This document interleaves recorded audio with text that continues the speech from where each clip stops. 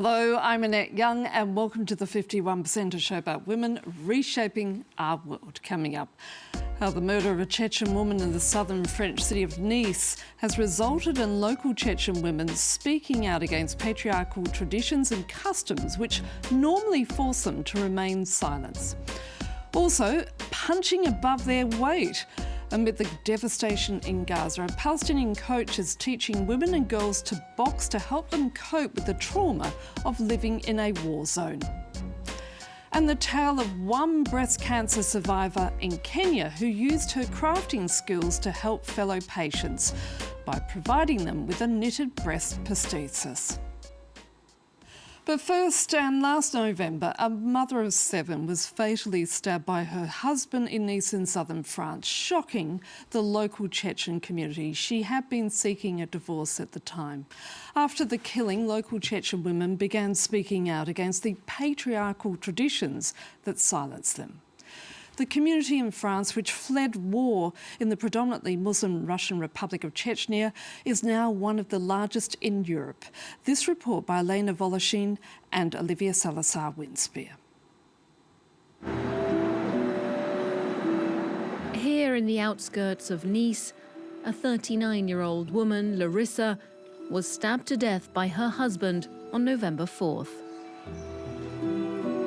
The Chechen couple were in the process of divorcing.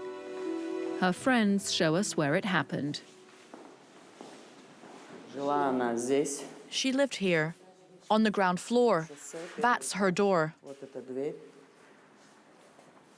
5 of their 7 children lived with their father. 2 daughters, aged 3 and 17, had stayed home with their mother. She opened the door, and what happened, happened. The father went in and started attacking Urselina, and then her mother. Urselina was badly wounded. Her mother was killed on the spot. Larissa's friends, who are also Chechen, wish to remain anonymous. Domestic violence is a taboo subject in their community. Conflicts are supposed to be settled within families by the men.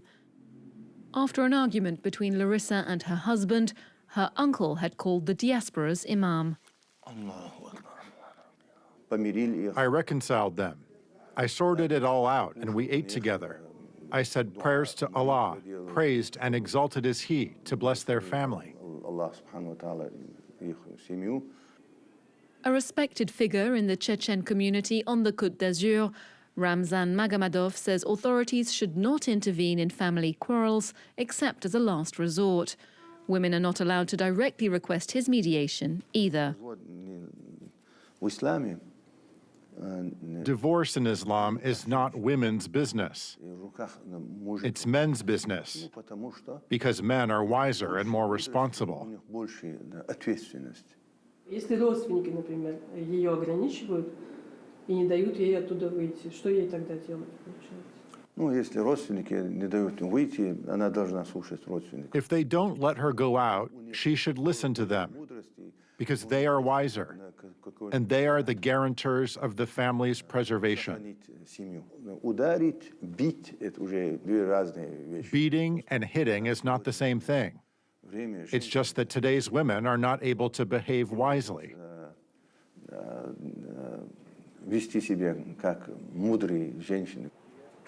Despite this code of silence, Chechen women in Nice came out to protest after Larissa's murder. I get clients coming to my beauty salon covered in bruises from the beatings. It's painful to see, weighing not more than 45 kilos. When they divorce, they are made to suffer, and you keep telling us to stay silent? Why should we stay silent? Yet they didn't go so far as to challenge the patriarchal order. Before the imam and his associates, the women underlined that this public expression of anger was endorsed by men. You may see only women here, but that does not mean that we have no men. Our men are either here themselves or have authorized us to come here and support us 100%. We have brothers, husbands and fathers, and our whole clan is backing us up. Saida Sirajudinova is a sociologist. Originally from the Caucasus herself, she's specialized in women's rights. She's studied gender-based violence, genital mutilation and honor killings for years.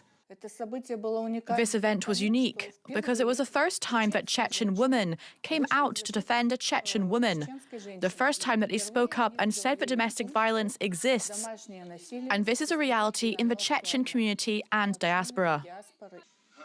But Saida also explains that ancestral traditions known as adats are so powerful they prevent women from true emancipation.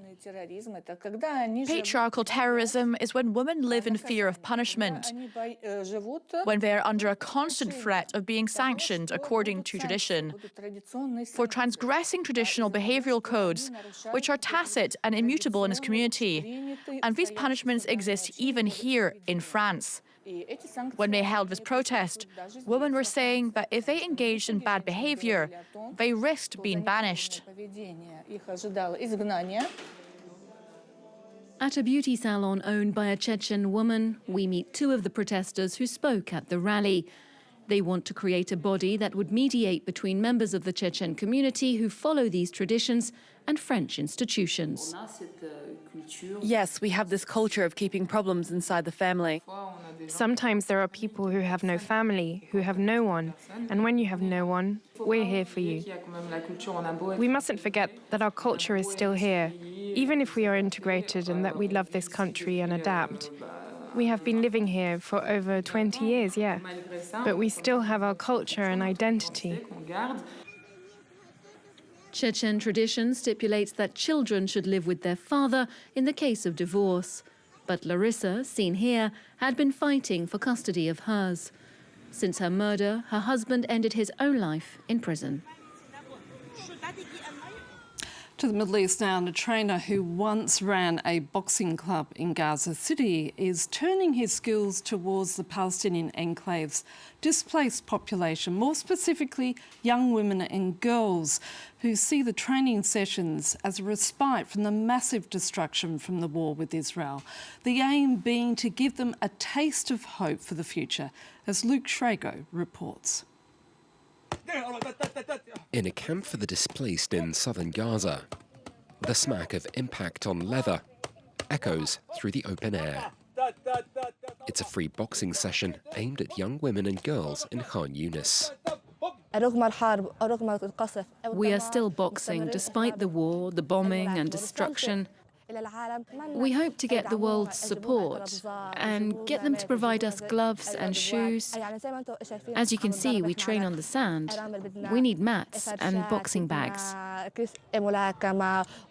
Building supplies in the war-ravaged enclave are rare, and sporting equipment is far from a priority. But trainer Osama Ayoub, who lost both his boxing club and home in Gaza City during Israel's war against Islamist group Hamas, saw an opportunity. He holds sessions 3 times a week for 45 aspiring young female boxers. We began inside the camp to offer the girls psychological relief from the war. The conflict and bombings have deeply affected them. Some have lost family members or relatives. They're carrying emotional baggage and need a way to release it.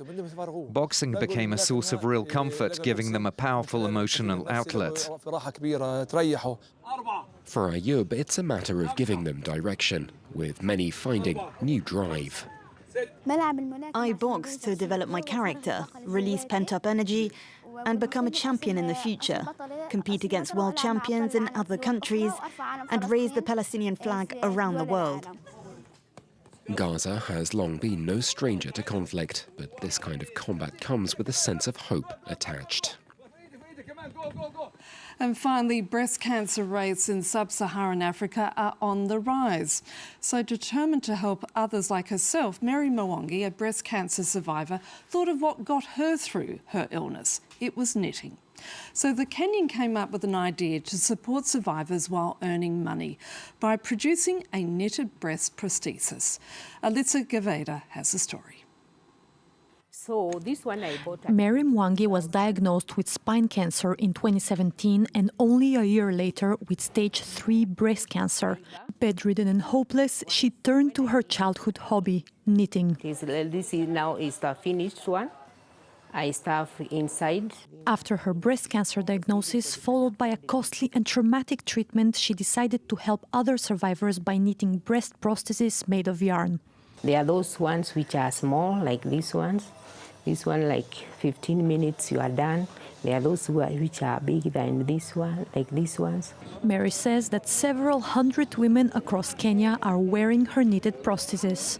Breast cancer is the most common cancer in sub-Saharan Africa, and the number of diagnoses could nearly double by 2040 due to population aging and growth. More than 40% of Kenyans live below the international poverty line of 2.5 euros per day. So for many women, the knitted pads are an affordable alternative. The benefit of knitting it, one, it is affordable.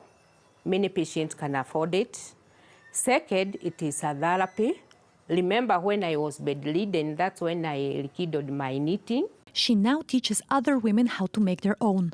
Many of them are dealing not only with the trauma of illness and surgery, but also with the social stigma of losing their breasts. My husband didn't like it, me without a breast.